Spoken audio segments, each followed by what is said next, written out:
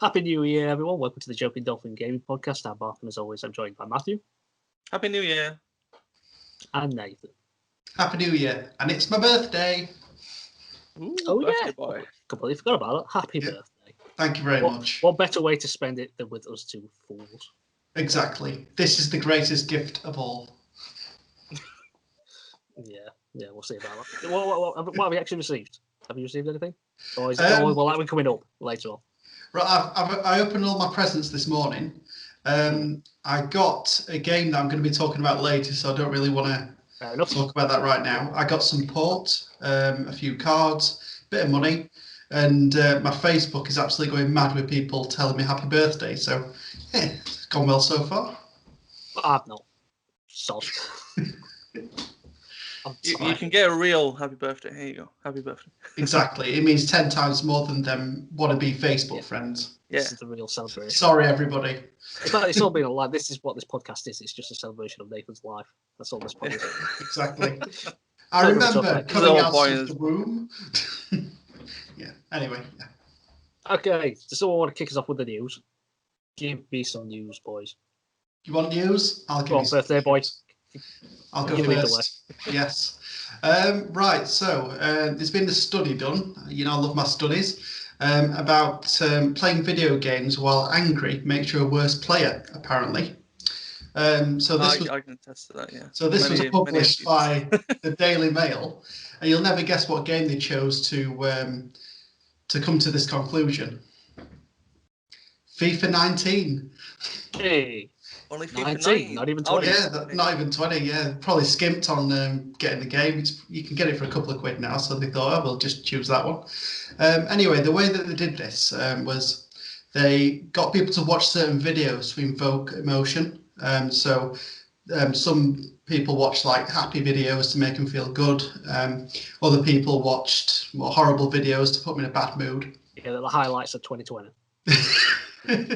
Could have been, but yeah. Anyway, and then they got them to play 5 games of FIFA, and it turns out the people that watched the happier videos scored more goals and had more of an approach tendency to getting the ball off of people. So all I can say from this is, if you're feeling angry, maybe take a breath, switch the game off, relax a bit, and then come back to it, because playing angry does not help. So in terms of the study, it was done with men with ages from 18 to 37. And there was just over 240 participants that played. So they played FIFA 19 against the computer on medium difficulty. That's professional. And then they ended up playing 5 games, and then they correlated all the information, and then found out that angry playing ain't no good. So what we've learned is basically that if we watch puppy videos first before we play FIFA, yeah, better. That's it. Yeah. Is that our tactic? Is that our pre-game? Puppy videos for the win. Yeah, that's the new tactic. Yeah, really. We don't have to mess around with formations. Don't have to mess around with custom tactics. Just watch puppy videos. You've heard it first, everyone. I wonder if that works in real life, real football matches. My team could do with that at the moment. It's interesting that you mentioned a study, because I've got another study that I thought you were about to mention. But this one's about combining violent video games with aggression. So there's always this thing about video games cause violence for people. Yeah, that's it. They always do this. This person played Grand Theft Auto San Andreas once, and then they went on to kill 52 people. It's the game's fault. So this is I'm just going to read the article because I don't know how to put it in my own words. So basically, this was from the Association for Psychological Science. Okay. It's called Violent Video Games and Aggression. The connection is dubious at best. So the coronavirus pandemic put a damper on many traditional summertime activities for kids. So going to pools, camps, youth camps, that kind of thing. So give more opportunity for children to socialise with friends virtually through online gaming. Many hours extra screen time as warned parents. Plus, in 2015, there was a report by the American Psychological Association that linked violent video games with aggressive behaviour in children. However, a recent reanalysis of these findings, published in the journal Perspectives on Psychological Science, came to a very different conclusion, and it found no clear link between video game violence and aggression in children. Both the 2015 and 2020 studies were meta-analysis. I don't know what that means. Statistical methods of finding significant patterns in a large group of independent studies. Our new meta-analysis found that the evidence base was not sufficient to make the conclusions outlined in the 2015 report. Blah, blah, blah, blah. We found that violent video games do not appear to be linked to aggression. When Ferguson and his colleagues re-examined the data used in the earlier meta-analysis, they found it did not include most of the existing studies of video games and violence and failed to take quality issues into consideration. Studies that are well designed, such as those using standardized and well-validated aggression measures, almost never find evidence for negative violent effects. Our new meta-analysis also illustrates the need to focus on well-designed studies when researching the impact of violence media. I'm not going to bother carrying on with that, because to be honest, I don't really understand a lot of that. But all we need to know is that video games and violence do not link. Can we put this stupid thing to bed once and for all? Because I'm sick of this argument. Yeah. Every time there's like a gun shooting in America or some other nonsense, or someone's running around with a samurai sword. Yeah. Apparently, it's video games that's caused it all. That's it. Like, nonsense. They played Call of Duty once. They don't take into account that video games is the highest grossing entertainment medium in the world now. Yes. You could have said this for films back in the day. Nobody ever said that. Exactly. This is the thing, isn't it? You've got so much more violent films and things, and it's just like, I don't know, it's video games. Because video games are just for children. That's all it is. Yeah, that's it. Or adults in the mum's basement or something. Any other news? I've got a little bit of news I can roll off. So, not to, I suppose, slow down the video game to TV adaptation train. There's a rumor, and only a rumor at this moment in time, that Netflix are looking to turn the Elder Scrolls series into a, I suppose, TV series for themselves. So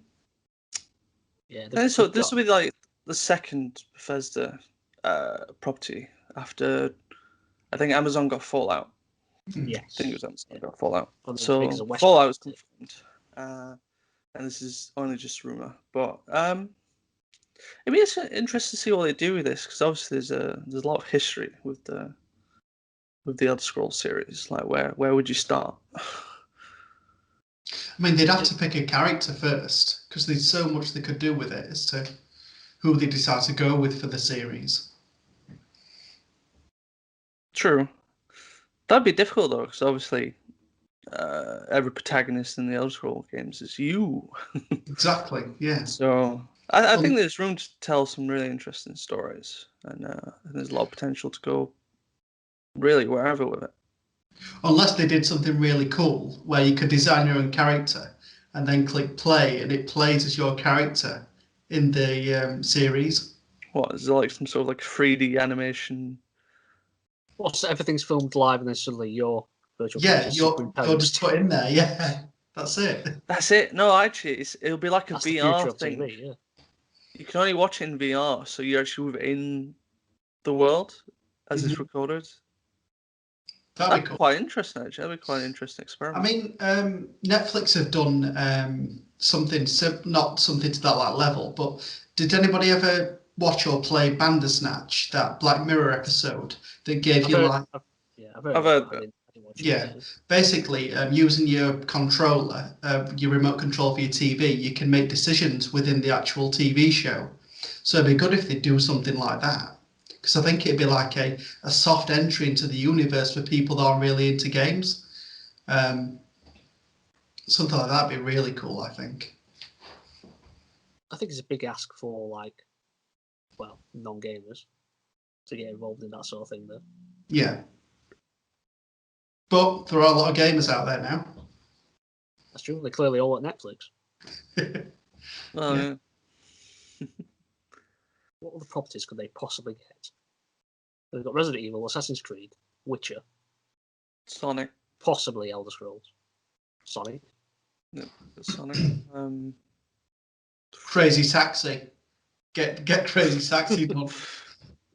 I think that would make a GTA, pretty interesting game show. Yeah, GTA would be pretty good. Yeah. There's so many. Like, what is it? HBO's got Last of Us. Amazon has Fallout, as we was talking about. I think Amazon's got something else, but I can't recall. I don't know. I mean, even just outside TV series, movies are starting to blow up. We've got Uncharted. We've got Metal Gear Solid. Metal Gear Solid. We'll have Sonic 2. Do you think there's going to be? Do you think it's too much? All this coming at once, maybe. Well, you could say currently there's too many superhero films. I would say you could argue you could that when Marvel came along, there was too many, but I'm not complaining. Well, saying that, yeah, if you really like it, and then it's fantastic for the people that do. But as a neutral, and you see all this stuff coming out, would you not get a bit of fatigue by all the video game stuff, maybe? But it depends what they decide to do with it and how different they make it. Other things are available. It's not like this is it. This is all there is. It's just games now. There's plenty of stuff. It is. It's the age of games. The 20s. Okay, so Sony have now officially ended the production of the PS4, apart from one model in Japan, and that's the 500 gig PS4 Slim. So obviously, I imagine they're going to utilise the production line of the PS5 in there, which is sorely needed, I think. Yeah, definitely. Get more PS5s pumped out so we can actually buy one. That'd be great. Do you think this is a little soon compared to obviously when the PS4 came out? How long did the PS3's life still have afterwards? It does seem very short, doesn't it? Yeah, it seems really. Normally they keep it going for at least a couple of years afterwards. They keep producing them. About a year, I would have suspected, maybe. So obviously, the young gamers coming in who's like, you don't really want to buy them the full-on next generation console. You might, for instance, get them this PS4 Slim one. That's it. I mean, I think the gamers that were going to want to buy a Pro would have bought a Pro already, and then of course they're going to discontinue the old original version. So I think it's probably about right that they're going to keep the Slim 500 in production to try and mop up any of that market that want a PS4. I imagine because of the way, I don't want to keep mentioning them, but scalpers and all that business has gone on. I imagine that's why they've had to. I imagine they pulled the plug and made this early decision so they can just try and get more PS5s. I imagine. It's the only way I can think about it. I think any normal time, I don't think this would happen so soon. No. Yeah, no, you raised an interesting point there. I mean, it's pretty much the same that Xbox has done because they stopped producing the Series X. The Series X, the Xbox One X, fairly recently. And I imagine that's so they can focus on Series X because they've got their ecosystem now. Because they've got the Xbox One S, then they've got the Series S, and then the Series X. Because that's like their little ecosystem that they're buying into. Well, that people are going to buy into. So it probably makes a little bit more sense on Microsoft's part as well, because you could pick up a Series S cheaper than you can get an Xbox One X. Yeah. And I think the Series S is still more powerful than the One X, is it? It's roughly. I think so. Yeah. I think it's just a little bit more powerful. I think, but obviously being digital only as well. So it's got a better processor, but I don't think it can push as many teraflops if people care about that. Teraflops. Lovely word. Right, I've got a couple bit more news. Sticking a little bit with Microsoft. I don't know if you guys read about this this weird story about the partnership between Microsoft and Duracell. Oh yes, I heard this. The battery manufacturer. Yeah, so they've got a partnership together, right? So Microsoft sponsors Duracell, and I suppose vice versa. But I don't know who picked up on this or who reported this, or I don't know how it got around. But at some point, someone reported that the reason why Microsoft's controllers, like the Series X controllers now, still have, you know, the AA batteries in the back. They were trying to like say that like, oh, this must be the reason why they still have that choice, because obviously, you know, PS4 and PS5's controllers are rechargeable now. There's no batteries in them. There's none for Nintendo stuff. And someone tried to like link that partnership to the reason why Microsoft still has that option available. Mm-hmm. And like a spokesperson had to come out and said, no, that's not it. We're not forced to keep the AA stuff in our controllers. We just do that because we've done studies, and you know our consumers still, you know, a fair chunk still use AA batteries. Yeah, because they've got to.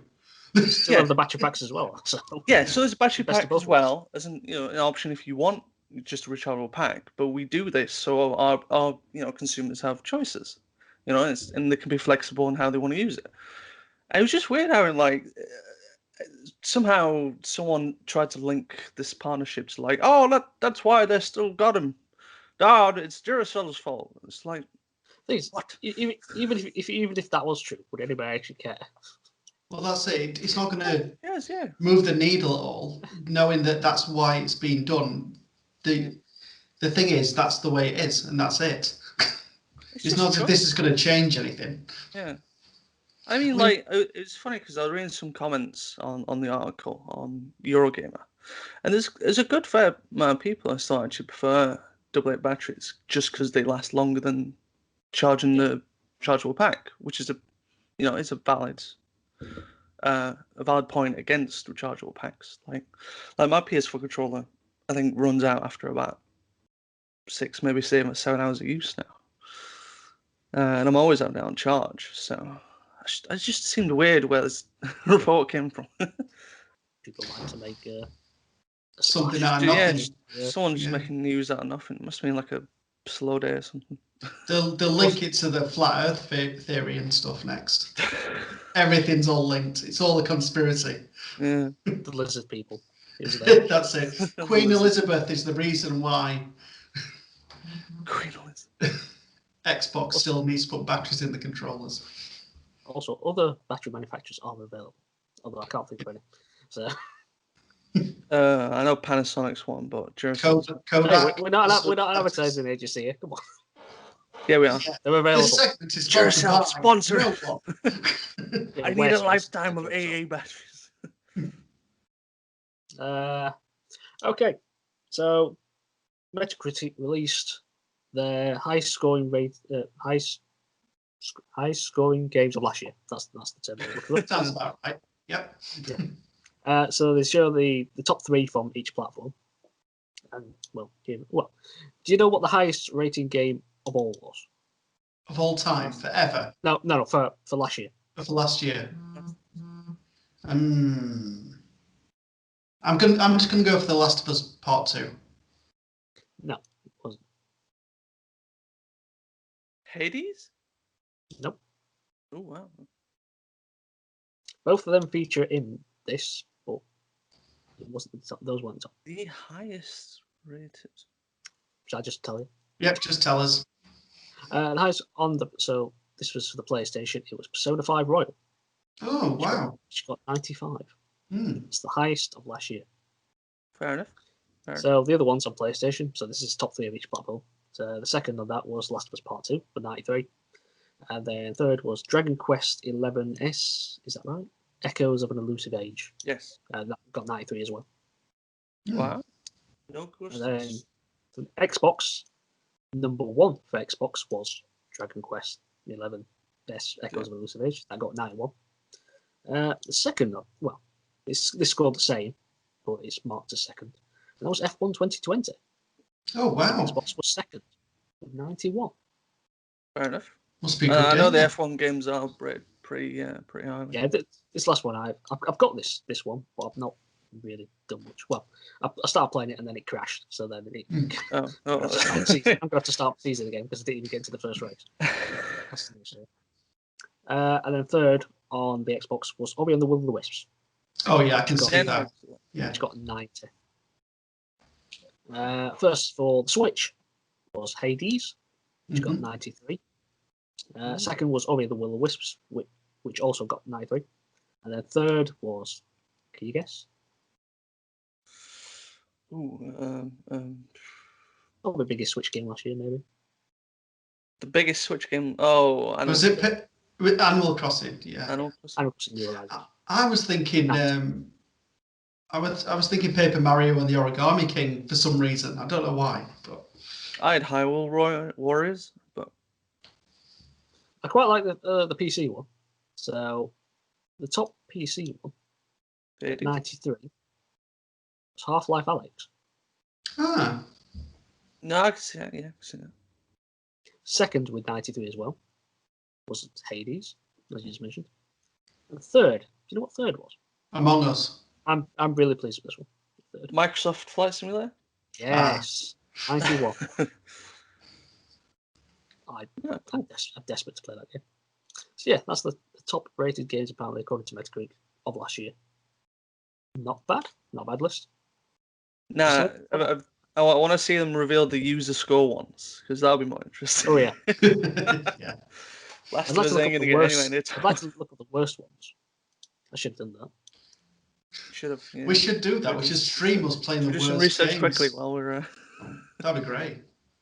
Maybe I'll look at that for the next pod, maybe. So yeah. Any other news? Yeah. So, well, still keeping on like the TV hype because we can never get through a podcast without talking about a new gaming movie or TV series. Or spiders. So Sony are reportedly developing a God of War movie or TV show. There's not much information. Good one. There's not much information about it as yet because we're not quite sure whether it's going to be a movie or a TV show, or whether it's going to be live action or animated. Did you say Sony? Sony. Next Sony Pictures. Yeah, that's right. So it's basically come out that shortly we should be receiving information about what this is going to be. But basically, after all the hype of the 2018 game that came out, it's something that they've been looking to do. They were looking at one point when God of War first came out for the PS2 to do a film around then, and they thought Jason Statham might have been like the best person to play Kratos. No. Imagine him with Kratos voice. No, please, no. I mean, I like Jason Statham, but no, not Kratos, no. Yeah. I can see that. So, in my eyes, it really depends on what this is going to be. Because if it's going to be like a 3D animated thing, I'd want them to bring Christopher Judge back. He does the voice of Kratos in the video game, so it'd be a really nice continuation if they brought him back. But if it was going to be live action, a lot of people are saying Jason Momoa, and you know, if I've pronounced Aquaman. Yeah. Who would you guys want? I'm thinking maybe Vin Diesel. No. He's into the game. Oh, he's doing Ark, isn't it? He's got time in between doing 50 Fast and Furious films. Who would you want as Kratos? It's going to be The Rock in it. He's the only person that I can think who actually has the body type. Yeah. The body type for him. Like, no one else comes close. I don't think anyone else would even like be able to get close enough to like how The Rock's built himself. It's ridiculous. I don't know.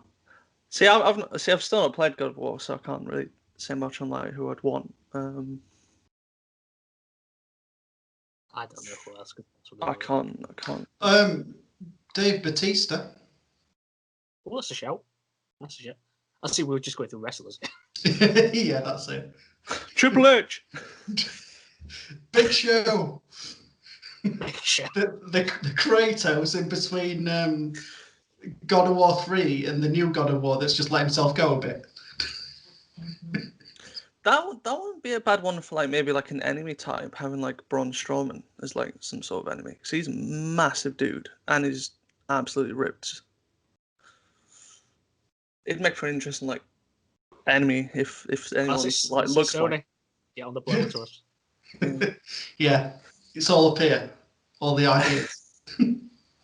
Yeah, but yeah, I'm excited for it, regardless of what they decide to do with it. If they make it in the same vein as the latest video game, I'm so up for it. If it's a film, I'll go and watch it. If it's a series, I'll give it a go, because I just enjoyed the characters so much. I mean, in the early God of War games, it's just Kratos basically killing Greek gods, but in the latest game, they just made him a lot more relatable and likable, because he was a lot more human in his tendencies, and he didn't have it all figured out. And we're just a dad trying his best. Oh, get a bit emotional. But yeah, I can't wait for the game that they're going to bring out, and if this does come out and whatever it decides to be, can't wait for that either. No, should be interesting. I think. Look forward to it. We shall see. Mm. Sad news. 7-time Tetris World Champion Jonas Neubauer passed away at the age of 39. Yeah. I saw this. Yeah. He won the very first Classic Tetris World Championship in 2010 and went on to compete in the following 8 finals straight, winning all of them apart from 2014 and 2018. He was widely regarded as a humble and kind ambassador for the game, and regularly Twitch streamed the game to his loyal fans. And of course, we offer our condolences to his family, friends, and fans. So yeah, definitely. Sad loss in that world of Tetris. Yeah. So that was posted on his Twitter account on the 4th of January, sadly. I ended up watching a few of his tournament games, and it just blew me away what mastery he had over the game. It's like just the speed that he could do it at, and just how quickly he could get like Tetrises, and it just, honestly, it was just fantastic to watch. I sat there for a good 10 minutes just watching him play it. It was just addictive because he was just so good at it. And I just thought to myself, like, literally within 2 minutes, I'd be done. And he's just there with a clear board, just smashing whoever he's against. Yeah, it's fantastic. And again, condolences to his family. It's a big loss for the finals. Why? Yeah, that's insane. Don't know many even professional teams of sports that get into 9-straight finals. Yeah. Any news? Because I'm out. Yeah, I've got one more bit. CEX are going to be open over the lockdown period. So I'm not telling you to, but if you need to click and collect any games, they are there for you. That's bad advice, sir. Yeah, we are in a wear lockdown. A mask. Yeah. Honestly, wear a mask. In my opinion, I don't understand how the hell they've managed to stay open. Probably because their owners are not very nice people. To put it. Yeah, but shouldn't they be forced? It should be down to they're a franchise, so it should be down to the franchise owners to close them down. But I always thought it was the only shops that are meant to be open are those that are for essential purchases. Yeah, that's it. Like medicine, food. Even the gyms aren't staying open, are they? So. I mean, I know PS5 is essential, but I don't think that's an excuse for CEX. Not the prices that CEX are selling them at. Well, no, that's the point. Not pay £685 for one. All right. No, actually, sorry, it's £815. Saying that gaming has become massively important over the past year. Well, I think we've spoken about a few studies in the past about what goodness it does for your mental health. But I still don't think they should be open. Yes, definitely. Still should not be open. No. It's been very helpful. CEX online, use it. How do you say it? Everyone's online. Like, why are they open? That's just so strange. Yeah, so they're just open for click and collect, and you can get delivery for $1.95. Why risk it? Sorry. Oh, I was saying. I mean, like, I hope they've taken like all the precautions that they can for people that don't come in. You know, the distance, maybe the plexiglass, might be an idea, but. How they've taken all the precautions that they shouldn't have had to have taken. Sorry, go on. I was just going to mention this reminded me of something else that I saw actually briefly. And, You know how a few podcasts ago we mentioned about the Sega arcades? Yeah. Having to close and all. Oh, yeah. I saw a picture on Reddit where there was in Akihabara, in Japan, there was one of the arcades that was closing after 17 years, and all the staff lined up outside and bowed to all their loyal fans, the loyal customers. It was just quite a moving picture, actually. Yeah. Oh, that's nice. 17 years. Yeah, so they all just gathered outside, and there was a lot of photographers there as well, and it was like a big thing. They're just doing it for the PR. No, because they're closing, so not much PR going on there. Good PR towards the end. Yeah, that's it. It was nice, but sad to see that. Yeah. So, Epic Games, that plucky underdog in their fight against Apple, decided they wanted. They're going to be moving into a new headquarters, and it's not so much of a new building as much as they've bought out a fairly empty now shopping mall. Okay. Right. Okay. As their new headquarters. Apparently, shopping mall is called Carytown Centre, and Epic in 2024 are going to be moving into their new headquarters. And apparently, it's Fortnite, isn't it? Apparently, it's 980,000 square foot long. Why a gaming company needs such a large space, I don't know. But the money around. Yeah. I mean, I'd be interested to see what they do with it. Like, I could imagine. I think they're going to hit it out, and it'll be the most fun place possible. Like the old escalators will turn into slides. They'll just have full-size football pitches. Go-karts. Go-karts everywhere. They'll have there'll be a ring shortening around it, so everyone has to go to one part. That's it. That's they'll have a scale model of the Fortnite island. They could do so much with it. Everybody's running around in Gears of War armor. Oh, you can't do that. That's Microsoft now. Epic. Is it? Yeah, Epic has nothing to do with Gears of War now. It's all the coalition, isn't it? Yeah. They made a whole new studio just for Gears of War. So unfortunately, Gears can have their, I suppose, Gears 1 to 3 stuff maybe. Yeah.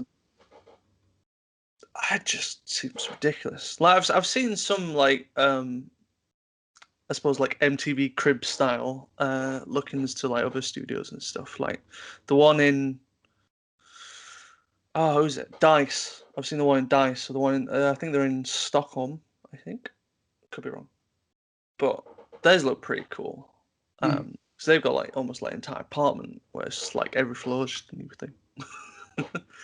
But a whole shopping mall. I mean, if they got it for a good price, then fantastic. They don't have to use all the space, do they? And it's there if they want to expand it all. True. I mean, it has been. I don't know if it's been abandoned, but I think they stopped using the shopping mall, whoever had it previously. So obviously, it's going to go to good use for Epic and stuff. But just seemed mental when I read it. Yeah. I'll go through two other bits that I've got. So not to be outdone by some publishers who went a bit acquisition crazy. Nintendo have decided to buy a developer themselves, interestingly enough, but it's not quite third party developer. It's more of a second party developer. They've ended up buying developers Next Level Games, who have made various Nintendo games in their lifetime. Some to name a few: Super Mario Strikers, Punch Out on the Wii, Metroid Prime Federation Force, which got lovely reviews. It's crap, that game. As well as Luigi's Mansion 2 and 3. Yeah, they're good games to balance out. The rubbish. Mario Strikers and the Metroid game. Yeah. Well, Mario Strikers was pretty decent. I hate it. That's because you're rubbish. Probably true. So just some more news on developers getting bought out. But I think with Next Level Games, I read that they did have like a second party partnership with Nintendo anyway. So they were already kind of making first party games for Nintendo anyway. So interesting that they bought them. I think a lot of people probably saw it coming. So not to get outdone, I suppose, for Nintendo.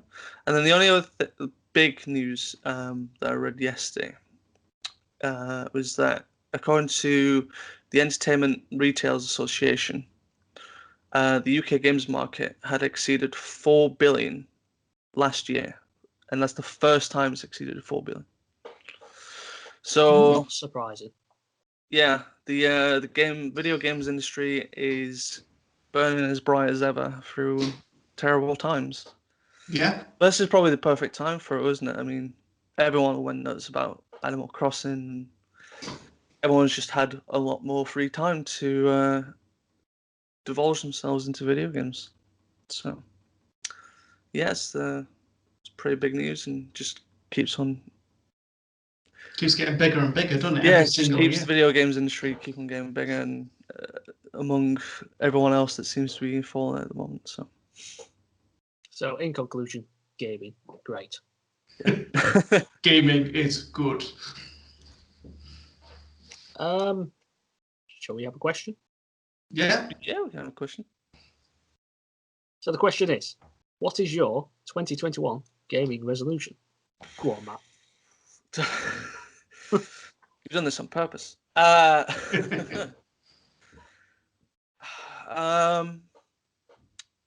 have you not got it? I've got one. I've got one, but it seems to be my resolution pretty much every game when it comes to video games. Well, this is the year where you'll do it. We shall push you. That's it. Yeah, I'm sure. Putting it out there to the world. We'll keep asking you the pod every time. Just keep every year we come. That's it. You'll be accountable. Every 2 weeks, we'll ask you if you're doing it. That's it. What's your are you keeping to your monthly resolution? I've only got one, and it's simply whenever I start any game, particularly single player campaigns, finish the thing. Finish the campaign. Finish the games. Don't just waddle finish off games. Right, okay. about 3 hours later and don't go back to it. I'm really bad for this. Especially before 2020. I would be in the habit of like, oh, new games, I'll get them. And if there's like 2 that come out the same week that I like, it's like I get both. And then I play one of them and I'll be like, I think for me is if it doesn't grab me within like my first kind of play session of it, I will tend to kind of drift away. So I'm really bad with like, I don't know. Probably my worst one that I've done on is Death Stranding. Like I know it's a Kojima game. I know I'm gonna like it, but I think just that first bit until you get to chapter 3 is a bit of a slog. Yes. And I think that's what slightly put me off. That I know in my head, after chapter 3, everything opens up and it gets much better. But it's trying to remind myself that that's a thing, and the game isn't just what the previous 3 hours was or something like that. But there's a lot that I started that I didn't continue to finish, and I think I need to make a list and start going through them this year. I think, and actually devote myself to actually completing the single player games for once. I think at the moment it's probably the best time to be able to do that because we've not been able to get the next generation of consoles. So time to get all those other ones out. Not true. Just unfortunately that I have to work from home. Otherwise, I'd love all that free time. But no, that's my resolution for this year. Start completing games. What about you, Mark? I'll go back to you. Okay, well, I've actually got 3. 3. Wow. The one that I sort of kind of started late last year. Well, I'm going to be able to achieve this. I mean, getting good the obvious one was to go through all my backlog, but it's just like that's still not going to take this year. I've had a backlog since 1990 when I was born. Yeah, but I've tried to be a bit more realistic. So I've tried. I want to try and complete at least one open world game a month. Okay. Now, whether that's realistic, it might end up between 2 months. I don't know, because I've realised I've got quite a few open world games to play, and I really want to get through because obviously they're going to take up a lot of time. And I'm unlike you. I don't like starting a game and then not finishing it. I refuse to play anything else until I've completed that game. See, I need that mindset. It depends. For me, if the game grasps me, or if it's a game that I've been absolutely looking forward to, and it comes out, then I can stay with it. I've done that with Last of Us Part 2. I've done that with Final Fantasy VII Remake. I did that with Resident Evil 3. I've done it with quite a few games. It's just if I bought it and I'm not looking forward to it, or I've looked forward to it, but it's been a while, and I come to it. I think that's where my problem is. But open world games is a chore. Well, the thing is, it's not a case of just having only one game on the go. Because if I just did open world games after open world games, it'd divide it. Yeah. So I am able to have an open world game and then I'll play a small game, maybe a narrative-driven game at the same time. Yeah, just to break it up a bit. Just to break it. Unlike you two, I'm the total opposite. If I don't get grasped by a game within about an hour, I will just put it down. You sell it. I'll quit and sell it. It's CEX. Yeah. That's How it. dare you? There's not right. You only get one life, and I don't want to live my life playing crap games. You died twice in Resident Evil. That's a fair point. You have at least 2 goals. So I don't want to just pump 20 hours in when I could play 1 hour, realise it's not for me, get my money back, pretty much, and then move on to something that I'll really enjoy with my time. Fair enough. But that's just my take. I think I'm with you to an extent, but I need to give a game more than 1 hour, I think. No, but that's a game. But this is going off different here because you're saying a game you just don't like. We're not talking about games we don't like. It's just games we play. No, but it's was that for me or Nathan? I was talking to Nathan. All right. No, but Nathan's argument is that if he doesn't like it after an hour, then he stops. It's not like he doesn't like it initially and then he plays it. So on average, how many games does that happen to you then? For me? Yeah. Oh, I've played so many games over the years. And they're all back at CEX. Other stores are. I'll be honest, a lot of them, a few of them are. You know what? I bet CEX has got a shelf dedicated to Nathan.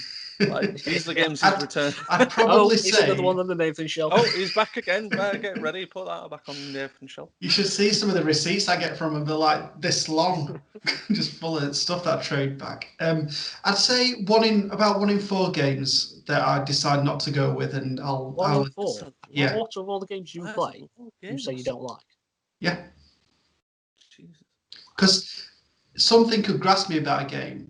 There's one that I bought recently, and the premise of it sounds absolutely fantastic, really up my street. So I'll buy it and I'll give it a go. But then again, it might not be for me. There was one. Sorry, I'm taking your speaking time up here, Mark. But there was. I thought Alien Isolation, for example. Yeah. Oh, it sounds really interesting. And the AI of the alien sounds great and scary, but when I got to play it, I died once and no, this is too much for me. I don't like that feeling. Because you were scared, yeah. I was scared, yeah, and I didn't like it, so I traded it away. Same with horror games. Same with Fallout 3. I got killed by this mosquito thing when I got out of the vault, and they're like, no, that's not for me either. It might just be me just giving up too easily. It's probably that, but yeah, if something puts me off a game, waste my time, I'm not going to waste. Yeah. Anyway, your resolutions. Yes, my second resolution after trying to complete 1 open world game a month is probably going to be unlikely, but because I'm still no, we'll get on to that. Anyway, so number 2 is try and play more Steam games. I feel like I've been neglecting PC quite often. Because I usually I get an email from Steam saying, "Oh, such and such is on sale. All the things in your wish list are on sale." Buy. Yeah, that's it. Everything. And they got about 1,000 games that you list that you just never get round to. And they just they're all there. And then obviously I just don't really go on the PC. I just stay on the console. It's just and I know there's a lot of great games that I've bought that one, but it's just I just never do because I'm always on the console for all the other big, massive open world games, etc. So I'd like to start playing more Steam. I know it's going to be completely opposite to you, Matt. I think vast majority of your game is probably going to be on PC only. Well, you've put a heck of a lot more hours than I think either of us will have. I've put in a lot of hours. I will say, last year, I actually struggled to play a lot because, I suppose if I talk about how I'm set up, so when I'm during the week, I'm on my work machine, and then once I get to the weekend, then I'll swap over to my personal machine. But it's a lot of times when I'm playing on PC now, it's usually multiplayer games. Can't remember the last game I actually completed on PC. I don't know. Probably Resident Evil when I modded it. when I had to mod Resident Evil. It was the last time I played it. I think that was back in the start of the year as well, in 2020. So it's been a long time since I've really played my PC. My third and final is actually dependent on both of you as well, because it's to try and play a more varied selection of games with both of you on when we play online, because I feel we only play about 3 games. Oh, whoa. FIFA, There's at least 4. Red Dead. That's what we play. What would you say? What about Fall Guys? FIFA Red. We've not played Fall Guys in ages. And then there's that bomb disposal expert. I'm talking about I'm talking about proper games, Borderlands. Right. Things we can proper get into. Yeah. But we only seem to play these short burst games. Like a game of FIFA, a game of Call of Duty, a game of Fall Guys, a game of Rocket League. We never get anything substantial, like a big game. Right, we want a big. Right, we'll find a big meaty game that we can all play. Yeah, I've been desperate to play Borderlands for ages. I've got all 3 of them. I don't even touch any of them. I've got Borderlands 3 for the PS4, and I've got the collection that they brought out on PS Plus a few months ago. That's a collection. So I've got Borderlands the Game of the Year edition. That's what I've got, and the 2 you just mentioned. Yeah. I only have the Game of the Year edition and the Handsome collection. I don't have 3 yet. But we can have a conversation, dig into one of them. Yeah. But the only thing we all have in common is Handsome. But there's other games as well that obviously we could play. But yeah, that's my resolutions. We'll see how successful they go. Go on, Nate. So mine. I've got 2. So the first one would be to play every game that I spend money on. So every game that I buy is to play it. Because this goes into the backlog a little bit. So I'll buy a game that I think sounds absolutely great, and I'll just put it on my shelf and it'll just sit there. So I bought Rayman Legends about 6 years ago, and it's still in the cellophane. So I've told myself this year, every game that I purchase or get as a gift or something, then I am definitely going to play that game. So sounds like a lot of games. I don't have to go through the backlog. It's just anything new, and then I can just go through the backlog as and when I can. And I think that might block me off potentially buying more games, because I'll know that you can't just put this one on the shelf now. You've got to definitely put some time into it. Is this playing these games to completion? Or No, I think just play them. Actually, just play an hour and then swap it back to CEX. Get it back to CEX. Yeah. No. Here's another one on the shelf. I also use eBay as well, but yeah, that's another thing. Yeah, but just to play them, because sometimes I'll buy a game and I'll be honest, I'll sit down after I finish work and FIFA 21 will be in. I'll be like, oh, I'll just have a couple of games of FIFA. And then 3 games later, I'll feel really bad because I think, oh, I've got this potentially amazing game sitting on the side, but I just want to continue my career with Sheffield Wednesday. But that's a few years ago, actually, I decided to get rid of FIFA mid-season. Because I realised it was just taking way too much of my time up because it's just so easy. You just go on and have a game, but it's never just one, is it? And I realised myself that it was just taking way too much of my time. So I needed to physically get it away from me because it was eating up that much of my time, and I didn't like it. So I might put parental lock on it or something. You timed or something. I should get one of them. Have you seen them cookie jars that you can lock things in with a timer? I should get one of them and put FIFA in there, and then I'll be able to go and play other games because I won't be pulled in by my career mode. But that's what I want to see on next gen consoles locks. Yeah, so lock games. That'd be useful. Yeah. That'd be pretty good. Yeah, like set an 8-hour timer on it so that you can't play 1 hour Call of Duty a day. I feel like you could do that with. Currently, can't you? You can limit a set play time for kids or something. Oh, but I'm talking about like individual games. Oh, individual games. Yeah. No, I don't think you do it for individual games. But yeah, maybe the real one should be more self-control. But anyway, I'm going off on a tangent here. So yeah, the first one for me is to play every game that I buy. To at least see what it's like. The next one is it goes on a little bit, but try and play every PS Plus game that is available to me. So I don't know about you guys, but I add them to the basket and buy them every single month just so that they sat there.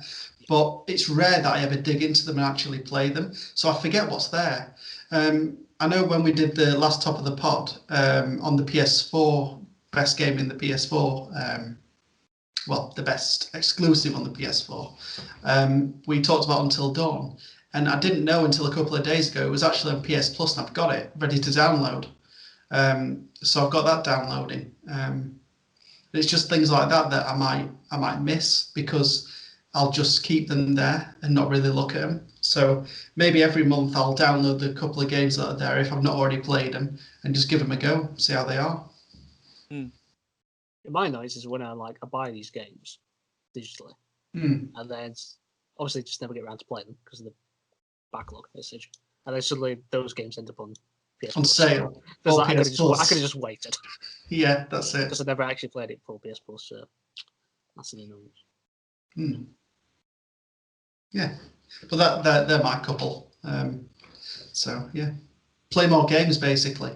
That's the resolution. Speaking of playing more games, what are we currently playing? Go on, Pat.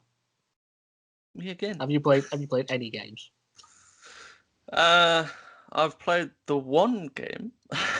Yes, you have played the one game, haven't you? Yeah. Well, obviously, every time I log playing on to with PS4. Guys, yes, it's just this game. Well, when this game comes round every year, it's there's usually like a couple months addiction to it before I put it down and say that it's probably a terrible one in the franchise. But yeah, so all I've really been doing is playing Call of Duty Black Ops Cold War. But I've been playing, a good amount of different modes in it, and not just the one mod. So I have finished the campaign. I don't know if I said in the last podcast I think I might start it or something like that, but I've gone through it all, and without spoiling the story or any sort of elements within the campaign, I will say that it is a very typical Black Ops campaign, if you know what that kind of means. Is that good or bad? Depends on if you like the Black Ops campaigns. No, not particular. I don't think. Not particular. Not fun by it. I didn't like the last one. Well, I don't think anyone liked the last one. That's what I mean. I'll put this on par between like 1 and 2, where like there's certain twists that happen there. The numbers, Mason. The numbers. That's actually quite a little cool Easter egg in the game. Nothing to do with the story, just a little callback to it. That happens in one of the missions, so that's kind of fun actually. But I did enjoy this one.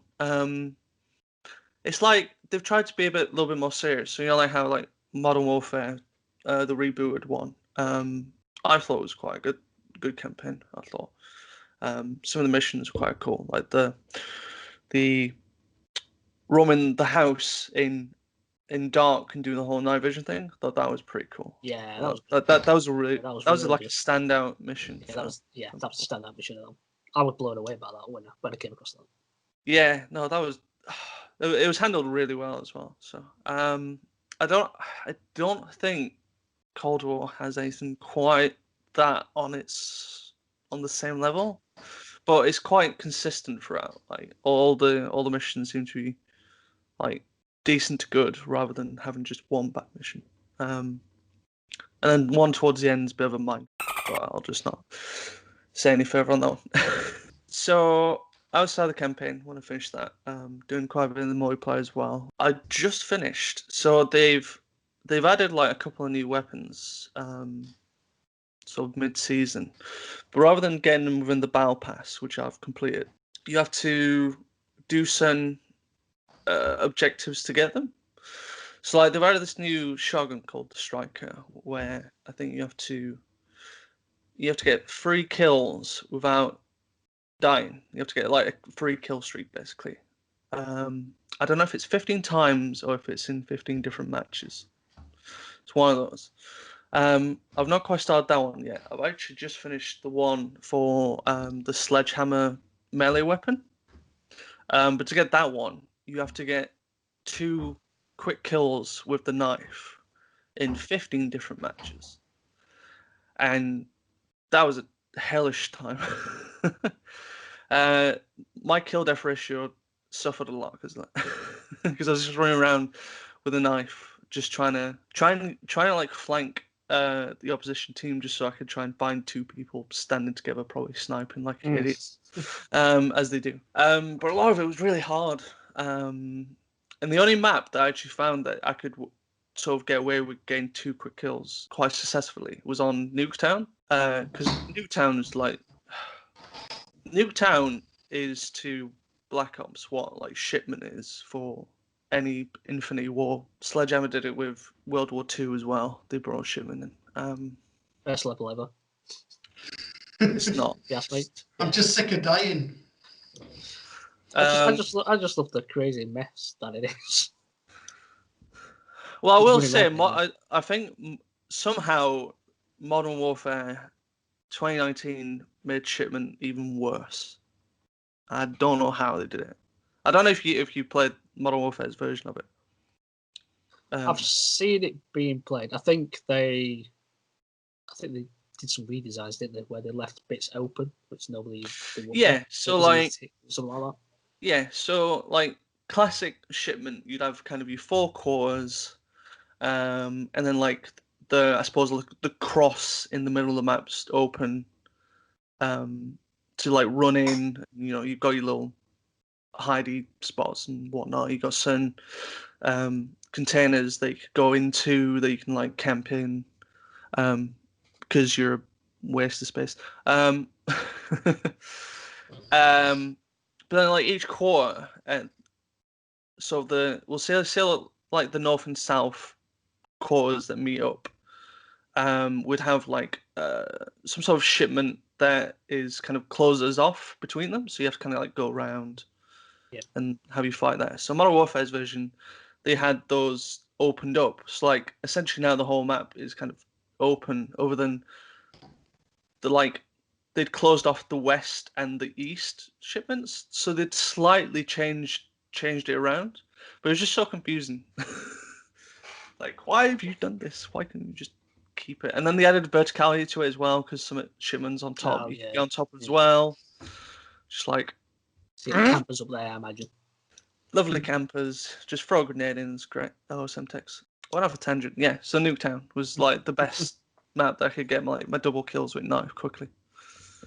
So a lot of Sledgehammer. Not used it yet, but I really want to use it in the other mode that I've played mostly in Black Ops, which is the zombies mode. Just because I love my zombies, and I don't know what it is about this map that I really enjoy. I think it's the first zombies map where I've been able to complete the Easter egg solo, like by myself, because it's like the least complicated Easter egg in the history of zombies. And I don't know why they've made it like that, but I've enjoyed it because of that. Because now I can complete it. I don't feel like an idiot for some of the other objectives you gotta do, like, I don't know, throw an axe into a dragon's mouth or something. I don't know. They could get that complicated. But I've really enjoyed it, and then I can survive for quite a long time as well, because it's like the first zombies mode where you can pick up all perks and not be limited to just 4. So you can run around doing that, and then I like the tier system they've got for the weapons, where so you start off with a loadout. You can have whatever loadout you want, what weapon you want, skills, whatever. But you start off weapons like a tier 1, so it's like a common tier, and then you can pick up certain weapons off walls, which could be common, could be rare. And then you've got this mystery box that you spin for like so many points, and you can end up getting higher rated weapons. And the more high rated, the higher their base damage is without being upgraded, or what they call pack-a-punched. And you can upgrade that a couple of times as well. So it's got a good amount of depth within the mode, which I quite enjoy. Go on then, Nathan. I've talked for too long. It's your turn. Yeah, sure. I'll go through a couple of mine. The first game that I've been playing is called Kingdom Come Deliverance. So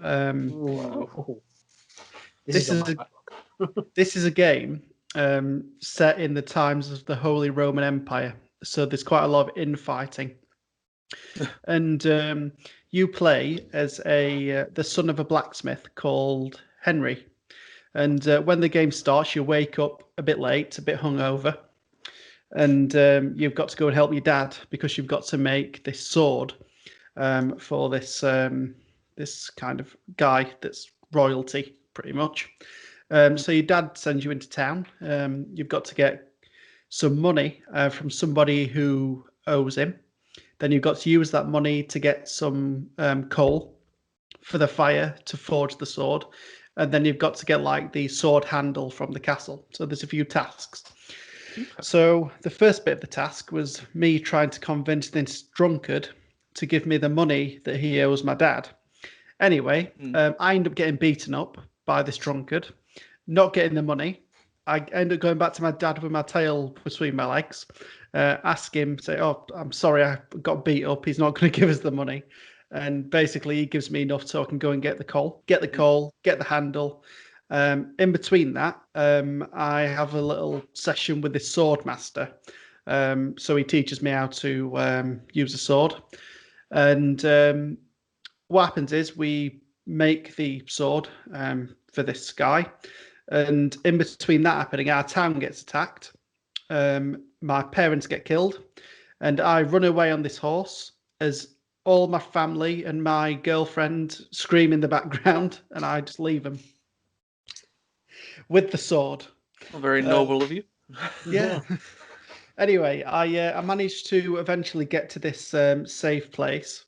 It's like this built-up castle that's not been raided yet.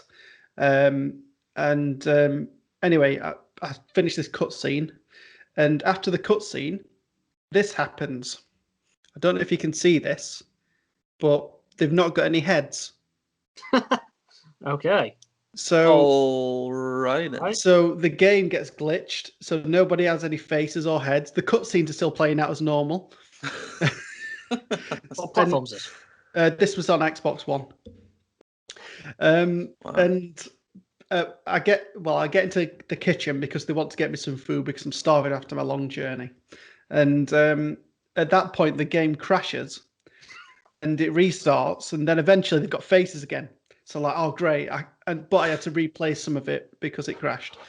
Anyway, at this time, my parents are dead. I'm trying to get back to my old town that's been raided, and I'm trying to find some like guards armor to try and sneak out of where I am now to go and bury my mum and dad.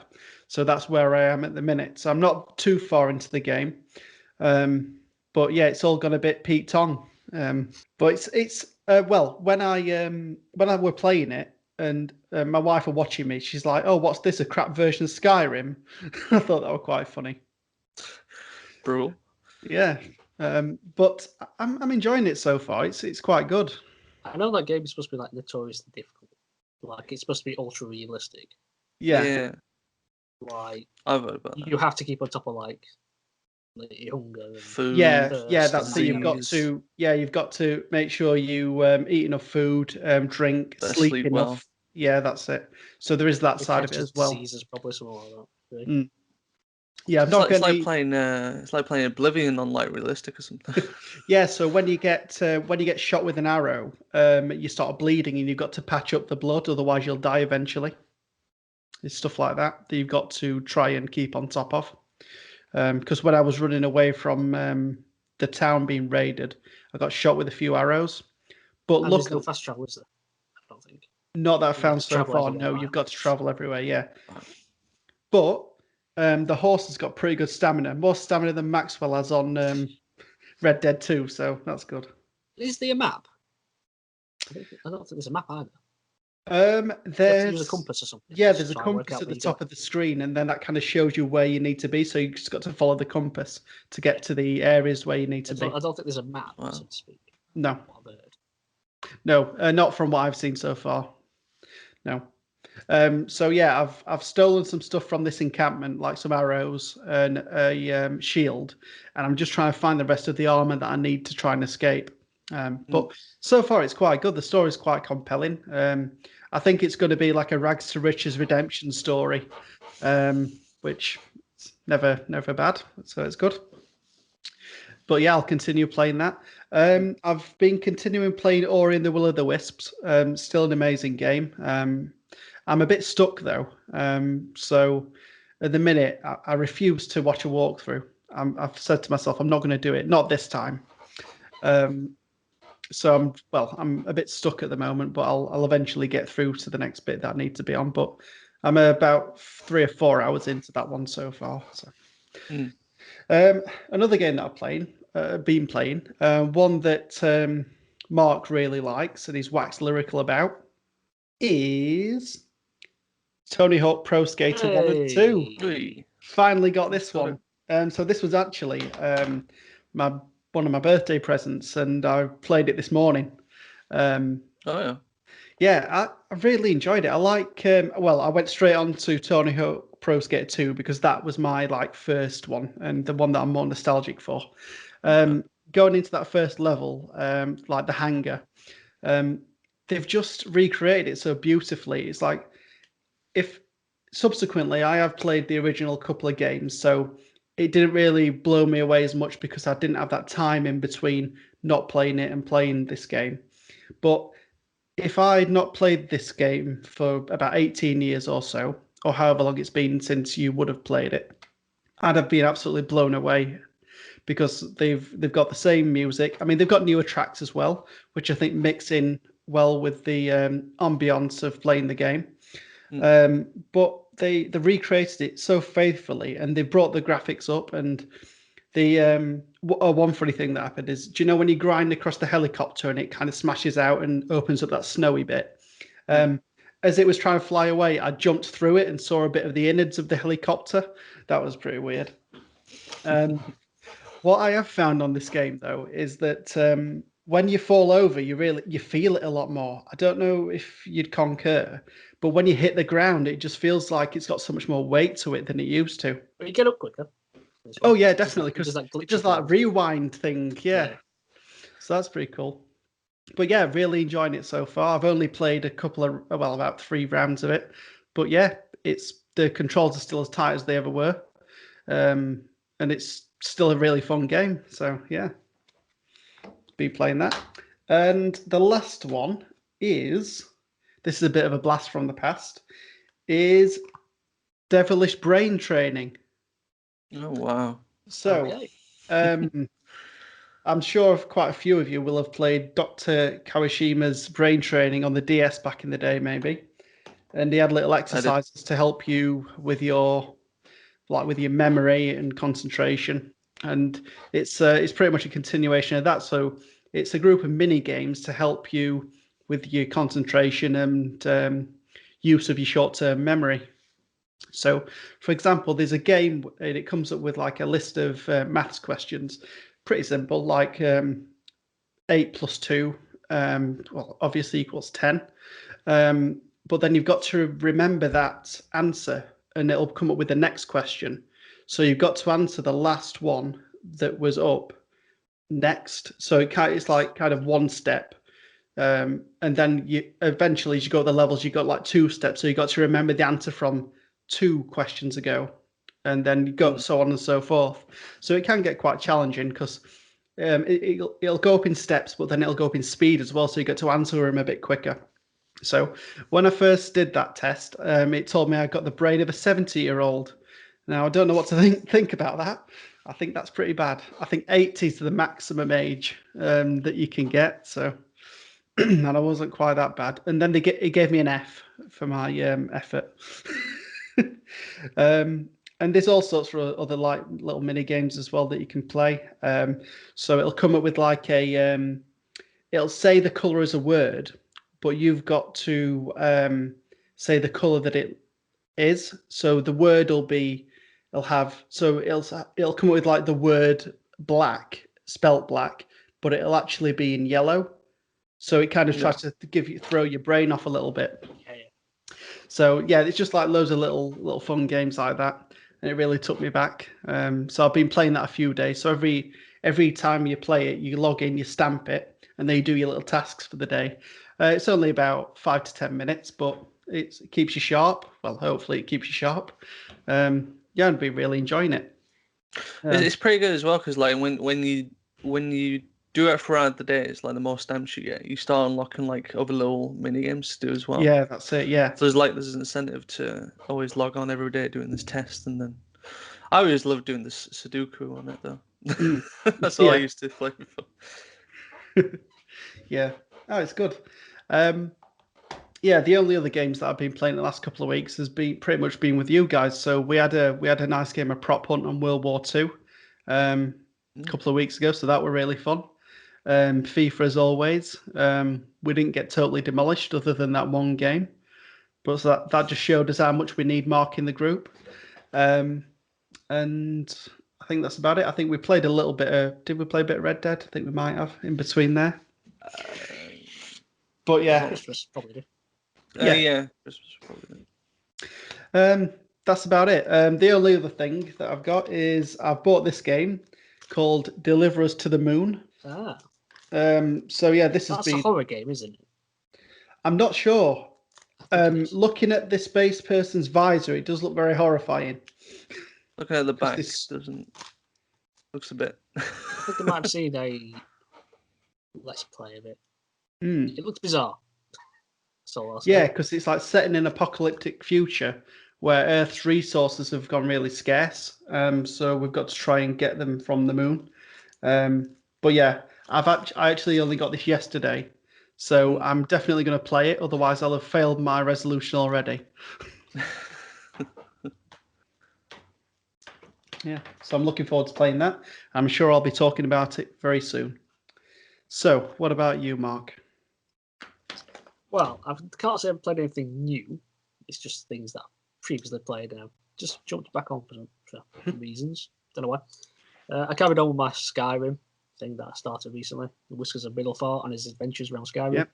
I saw you chop somebody's head off and put that on Instagram on Joking Dolphin. That's good. The Crossblade. Amazing. But I've still not advanced in the actual story on that. It's just still on the sounds about side right, missions.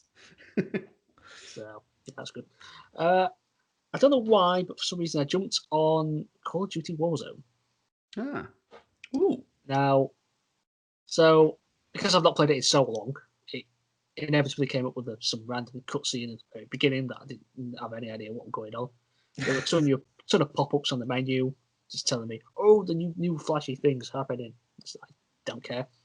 So I got into a game, and I dropped into near a train yard or station or something like that. Yeah. I think I know what you And so I was in there, just walking down an alley. So, well, I went into a building, got a gun, walking down an alley outside, and I hear a guy running down another alley towards me.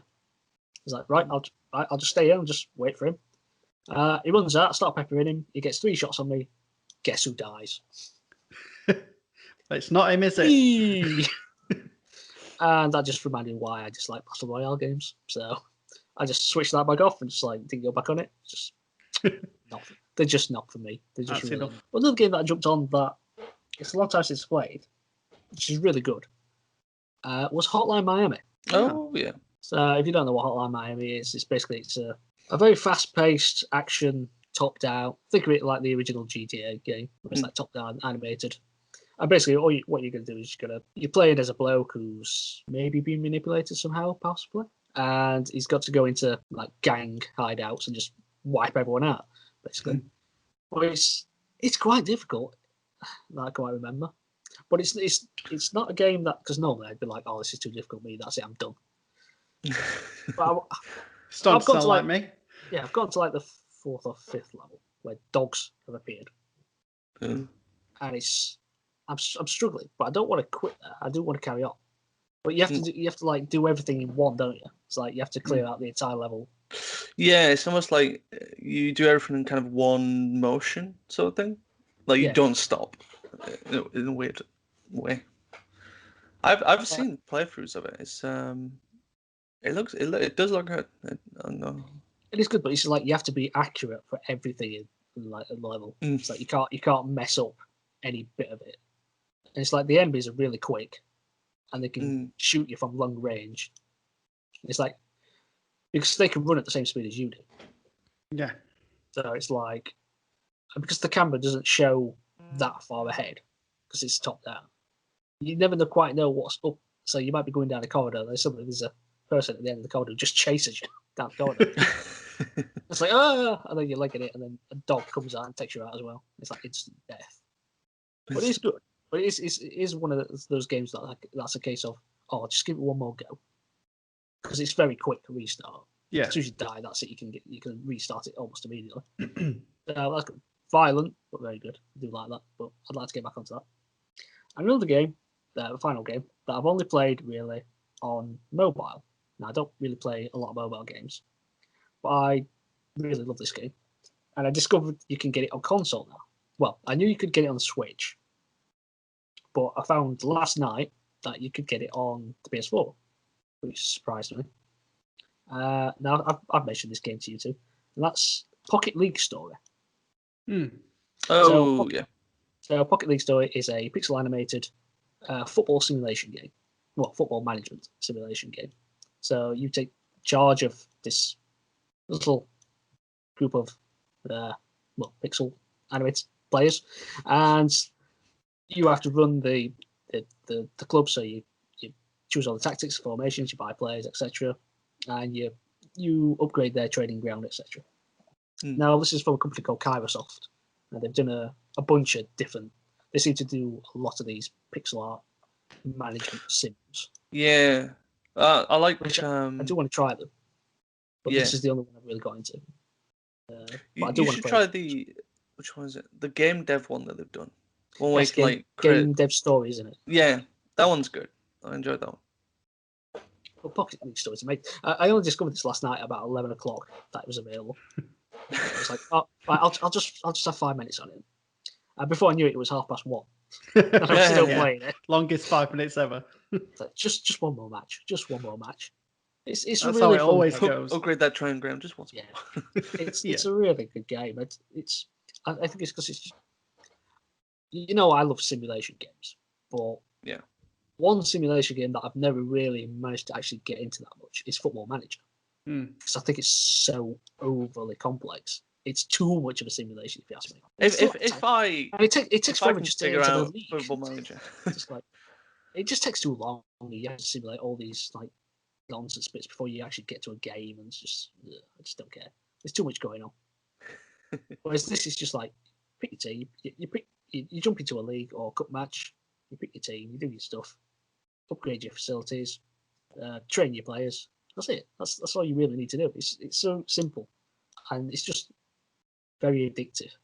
I could carry on playing that for days. I could lose hours on that without even realising what I did last night. But I've not played it a while on the mobile. I don't really play mobile games that much. But now it's on console, then great. I'll be on that quite a lot. So, but I noticed they had a lot of the other Microsoft games turned up on it as well. So it's like, I know what I'm going to be buying. But that's what I've been playing. Nice. So, shall we go on to the Video Game Hall of Fame? Let's do it. Let's go.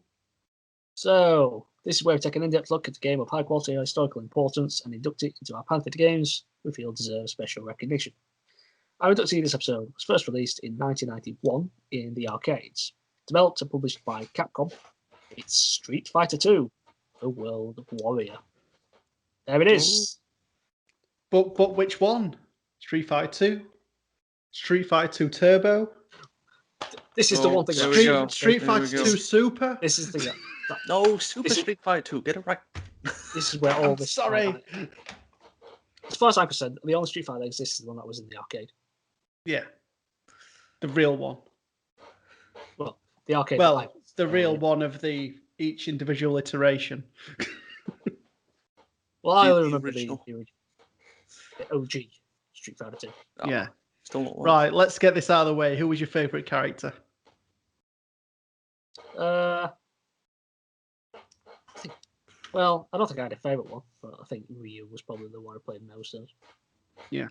Not for any particular reason, just was. I've got a favourite one. You've got a favourite one? What's yours? Right, it's gonna be Zangief or something like that. No, it's gonna be Blanca. Oh, that's cute. It's Dalsim. The guy with the extendo lens. Yeah, that's it. He was my favourite because you could just sit back, just like, bow, bow, bow, bow, kick in. So, we're not actually explain what the game is if you don't know. So, yeah. Basically, What it's is it's a beatable fighting game. There's eight characters in it. Mm-hmm. Done in like an animated style. Very popular. And you had was it 4 secret characters? 4 secret bosses. Yeah, that's right. Yeah, to go along with your 8. And then it came just before time of Mortal Kombat, didn't it? Which we've previously spoken about. Mm-hmm. So this was probably the one which probably kicked off the revolution of, I guess, of beat 'em ups. The fighting genre. The granddaddy. So, do you remember first playing Street Fighter 2? Yeah. I never had a SNES growing up, so I didn't play it when I was young. I only played it when I was a bit older. I can remember going to an arcade in Blackpool I always used to go to Blackpool for all these arcade games. But anyway, it was in the mid 2000s. I'd say like 2005, 2006. There was an arcade cabinet with Street Fighter 2 on. Not quite sure which variant it was, but that was the first time I tried to play it. Obviously, the first character I used was Ryu. And I think I got to like the second stage before getting my arse kicked. And I'll be honest, I can't get too much further now. I think I can probably get past stage 3 and then it gets a bit too difficult for me. Really? Same for me, really. I'm not very good at fighting games. I normally just button mash and that's it. I don't learn any of the combo moves. In arcades, that seemed to be the tactic for a lot of people. Yeah. Button mash. Yeah. That was definitely my tactic. It was like Hadouken. Just like that was so overused. Yeah. Cheap. Should have been removed from the game though. Does anybody know how many arcade cabinets were sold for Street Fighter 2 in all of the variations? All variations. Not an exact number, but around. 3 million. No, sure, it's more than 3 million. You gotta think. I'm thinking like 20 million. I'm thinking like 100 million. You got to lower your expectations. You got to remember this was the early 90s when gaming wasn't as big as it is now. But you said all the iterations. Yeah, that's it.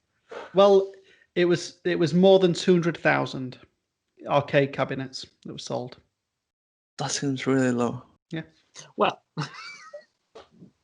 I'm sure it was high at the time. Right, it's another one. Right, so for the SNES, again, all versions of Street Fighter 2, how many cartridges were sold? 500,000. 5 million? 6.3 million. So Matt got closer. So it was a lot bigger on the console than it was in the arcade. It was the SNES. There was a lot of SNESs. Yeah, because I think Street Fighter 2 was absolutely massive in Japan. Oh, yeah. I think it was massive in the United States as well, because it was just something completely new, wasn't it? I don't think there was... I'm trying to think like what fighting games were out kind of before Street Fighter 2, and I can't think of many. Street Fighter 1. Well, yeah, the original Street Fighter, I suppose. But I mean, it was more classic beat 'em up style games like Double Dragon and Streets of Rage, that kind of like side-scrolling kind of things. Yeah, that's it. I would say there are those types of games are beat 'em ups, whereas stuff like Street Fighter and Mortal Kombat are fighting games. Yeah, because you're fighting one person, whereas. But yeah, wow, that's quite a lot on SNES. Go on. What was your first experience, Matt? My first. So my very kind of earliest memory of Street Fighter 2, not actually playing it, but watching it. I used to love watching my brother play Street Fighter 2 all the time. A funny story. One night he was babysitting me. I forgot how old I was. I must have been like 6 or 7. I was watching him playing Street Fighter, and he'd always get to the one stage with Vega that is like it's a hellish fight. If you've ever fought Vega, he's ridiculous. He moves quick. He uses the cage at the back to climb out of climb out the fight and then jump back in and swipe you from above. And I remember having this like yellow plastic chair that I was sat in watching him. And I was stood up at the time watching fight, and then he'd lost. And he literally picked up a chair and like threw it across the living room. I think you told that story in the first podcast. Yeah, I probably have. Yeah, that's like that was the rage quit quit one. Pretty sure, yeah, the rage quit one for me. But it's I don't know. It's just I just always remember it. I always associate that with like Street Fighter 2. But yes, that's your overriding memory of Street Fighter. That's my memory. Yeah. I mean, yellow chair getting launched across living room. Like if actual playing it, I thought I was alright. I would always regularly get to at least sort of the last 4 bosses. And I would always play Ken. Like Ken was my favorite character, just because it was like, oh, he's Ryu, but he kind of looks like me because he's got blonde hair. So I've got like an English version of Ryu playing. Plus, is it just me who thought Ken and Ryu was just a bit of a cop out? They just seemed to be like pretty much the same character. Just looked a bit different. They were. Did they have any different moves at all? I don't think so. I'm trying to think. I don't know whether the original Street Fighter 2 changed them up much. I know kind of iterations later on.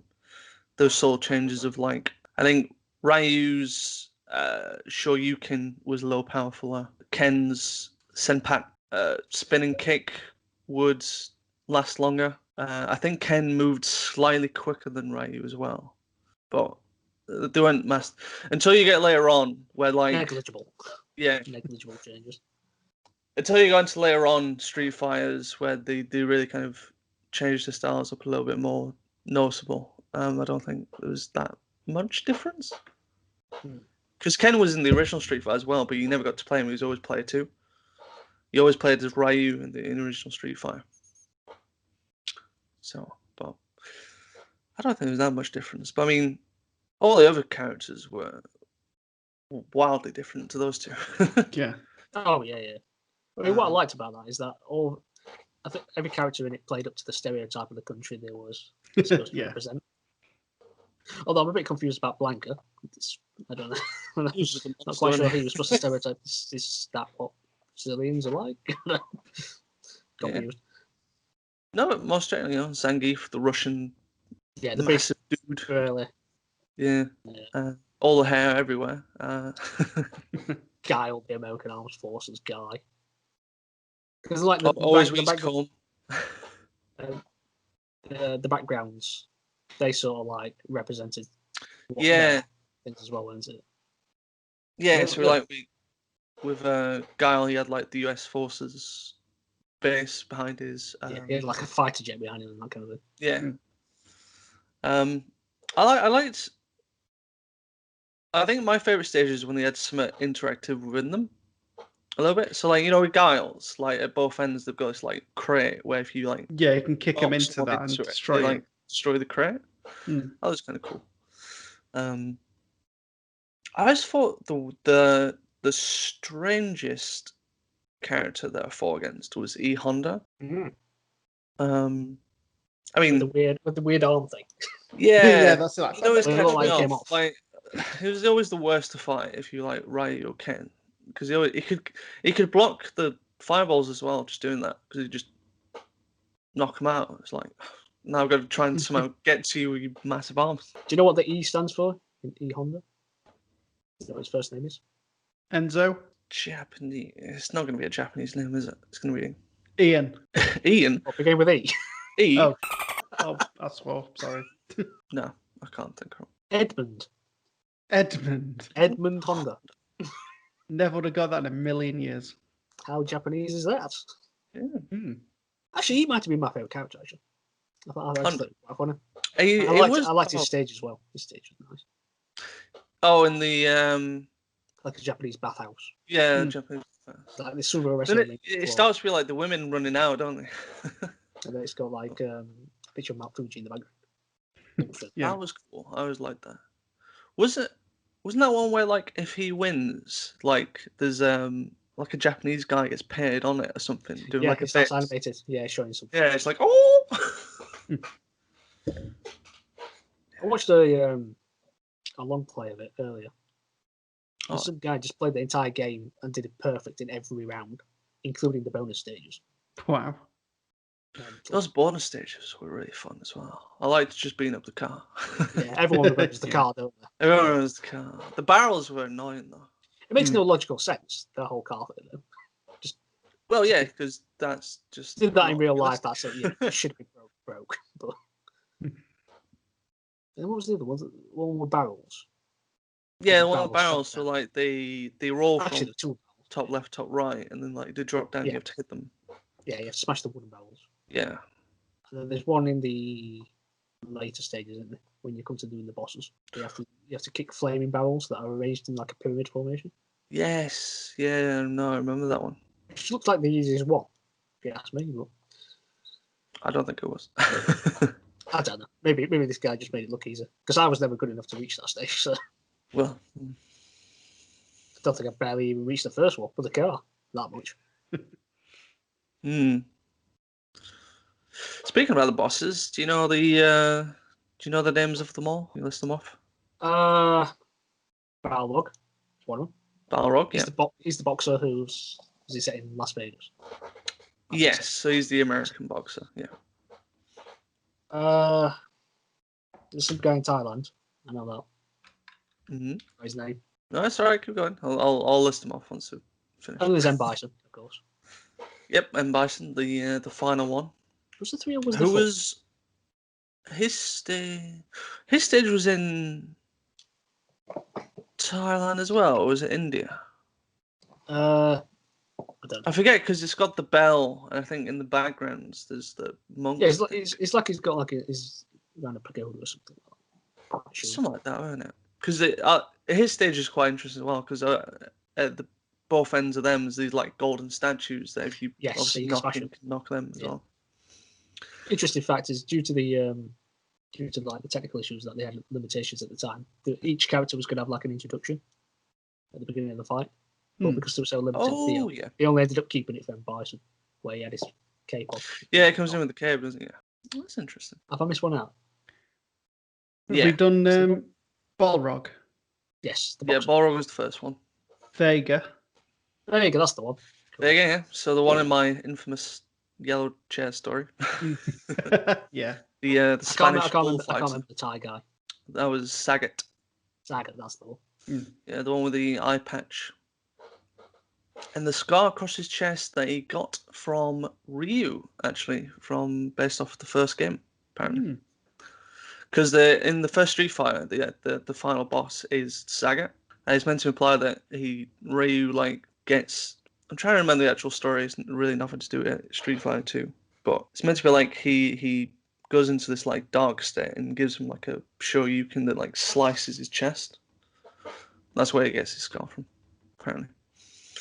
Mr. Sagat, yeah. So they were annoying bosses. I think Balrog was the first one that you would fight, and he's normally, I'm not gonna say easy, but out of the four, he was the easiest. But it can be quite tricky because he's got like a dash and uppercut that can really damage you, which is always annoying.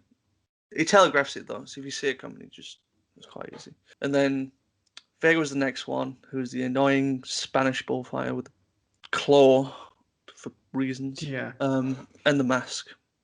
That's actually something I quite liked about his design as well, though. That like in the fight, you can actually knock the claw off his hand. So like the moves you normally do with the claw now has like basically no range, but you can pick it back up. It was a bit like Captain America's shield in Marvel Superheroes fighting game. You can like take it off him basically. But it was so annoying because like he'd fly from corner to corner, do his little rolls. Annoying. And then once you get past him, it's Sagat, and he's just like a brute version of Ryu, basically, with his tiger ball, tiger flare, something like that. He shoots like tiger. Yeah. But then he does like a standard version and a lower version as well. So you gotta like time that. Yeah. And then he's got his flying knee from across the stage, and his tiger uppercut, which is annoying as well. It's basically just a tall version of Ryu. But annoying. And if you go past him, then it's obviously... Or tall version of Ken. Or tall version of Ken, with no hair. And obviously M. Bison was the last one, who was the most annoying, because I loved his... I think it was called Psycho Berserker. But not Psycho Berserk. Where he like spins with his energy across the screen. Yeah. He had a bit of a Vega to him as well, because he loves doing the jump and like jumping on your head, and then sometimes he could do another move after that, or he's got like a sliding knee thing that was annoying, but memorable characters. And I mean, once you beat them all, you got like your characters, I suppose, finishing little story to it. Yeah. And they all have like different ones. Like I think Ryu carries on just traveling the world to find fire, to carry on fighting up people. Victory. He's just like, this is hollow. I need to fight better people, prove myself. It's something. I think like Ken gets married or something. To Barbie. Ken's now about to Barbie. Those are the only two I ever completed. I don't know what like the other ones were. Like Blanca's was like a weird one or something. Like I think he just like went into hibernation, maybe. Went back to Brazil. What was he supposed to be? Was he actually supposed to be something? I have no idea. His actual story is like is a human that was experimented on by Shadowloo. So Shadowloo is the organization that M. Bison, Sagat, Vega, and Balrog are involved in. And it was some sort of like experiment that goes wrong. Like I think it gets a bit of backstory in the Street Fighter film that is absolutely perfection. Yeah, perfection personified. I think Kylie Minogue's best film ever. Debatable. Been in many films. Well, that's why I said it. I don't know if she's been in other films. I can't believe they had Gomez as M. Bison. That was the best bit. You could see he was loving it, even though he was. I think at the time of filming doing the filming, that's when he got sick. Mm. I think. But you could tell he was enjoying himself. He was the most campus villain films. I didn't know Ming-Na Wen was in it, who was in Agents of S.H.I.E.L.D. She played Chun. Did not know that. That would make sense, yeah. Well, I love that something quote new every from day. the film, I actually. have to watch that again. What was...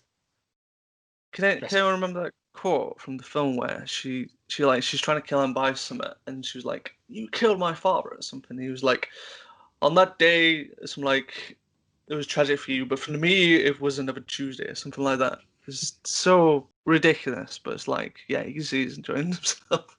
Yeah. Yeah, it was something to that effect. Yeah. For you, the day Bison graced your village was the most important day of your life. But for me, it was Tuesday. That was it. Yeah, that was it. Just like, yeah, okay. It just makes him more likable. We're not supposed to like you, but we do. I'm going to have to watch that again. I've got it on VHS. Like, I don't even know what the film's about. It's really just something about Jean-Claude Van Damme being himself, being up a sickly Gomez. Just flying across the screen. Yeah. Jean-Claude Van Damme being up Gomez from the Addams Family. That's literally... And then also, Kylie Minogue makes a cameo. As Cammy. As Cammy, yeah. As Cammy. One should be those characters. I don't think in the original Street Fighter you unlocked them. I think it was the later ones, no, you didn't. The Championship Edition. Yeah. Stuff like that, obviously. You start to unlock them, and then the other iterations that they did, there's so many. Absolutely so many. Championship, Turbo, which I think Turbo was the first one where it quickens the gameplay. But I think it's also the first one where, and I could be wrong, but I think it's the first one that introduces different color schemes for the other characters, so they've all got more than just one color palette. I could be wrong. It sounds about right. And obviously, you had Super Street Fighter 2, which introduced 4 new characters, which was Cammy, Hawk, T-Hawk, DJ, and... Didn't know Tony Hawk was in this game. Yeah, Tony Hawk was in the game. It was his first game. Yep. Rode in on a skateboard. Batter around the head with it. Yeah, that's it.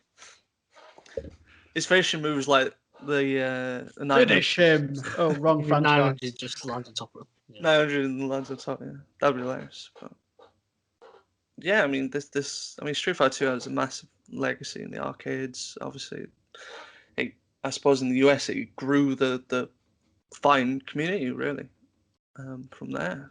I mean, you hear so many stories from like Fine professionals now. E-Fine, not actual Fine.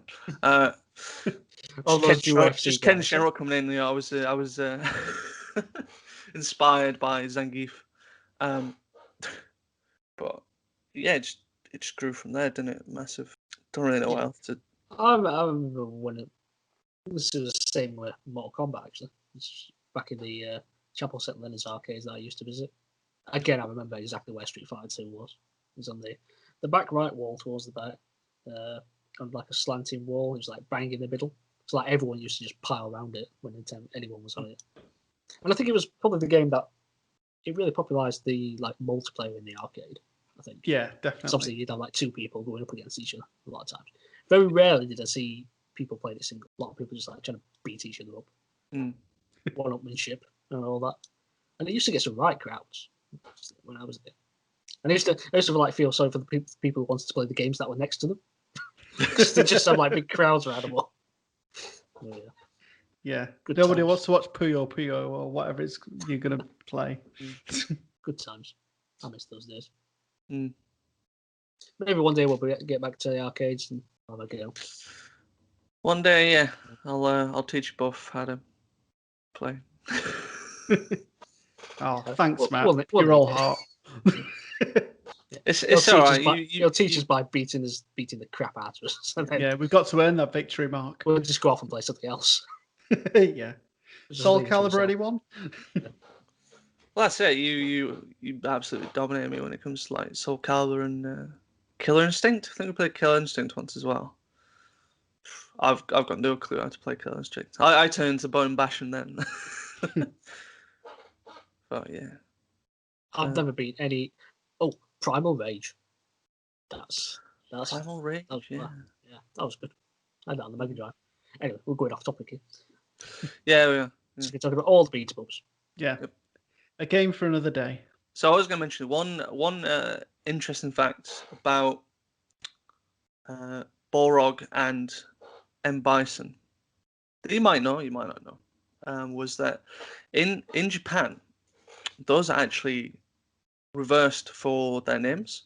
So the American boxer in Japan is actually known as M. Bison, and then obviously the evil dictator is known as Balrog. And the reason why they're switched over in the US or in the European markets as well is that obviously M. Bison is a bit too close of a name to another American boxer that he was influenced by. Oh, yes. Yes, I see. Which obviously was Mike Tyson. So they had to switch their names around for the US market. So it wasn't, well, I suppose they didn't getting sued for, I don't know, what would it be? I think they could have got away with that. Yeah, because it's not his name, is it? Well, no, it's M. Bison. Obviously, they could probably argue, well, he's an American boxer, and his design was a little close to M. Tyson, Mr. Tyson. M. Tyson, downloadable character. That's it, isn't it? It's secret, unlockable. But yeah, they wanted to avoid getting sued for. I don't know what it'd be. Copyright infringement. It's not quite. It's like infringement of someone's. I think they just want to distance character. it as much as possible, just in case anything did come of it. I'd imagine. Yeah. So the M in M. Bison was originally supposed to stand for Mike. Yeah, it was. So that makes sense. Bison.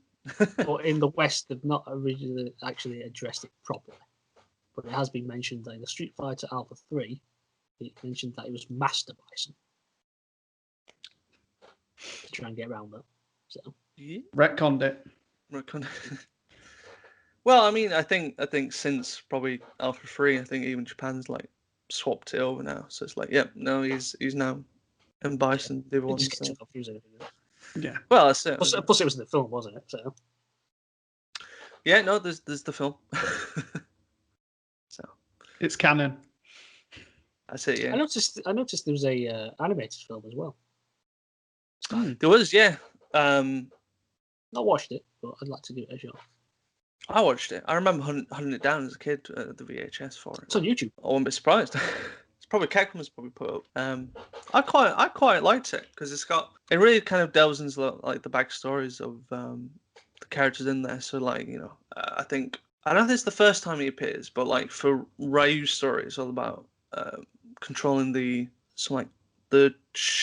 Shoan-do Hadouken, something like that. I don't know. I'm sure I just butchered it.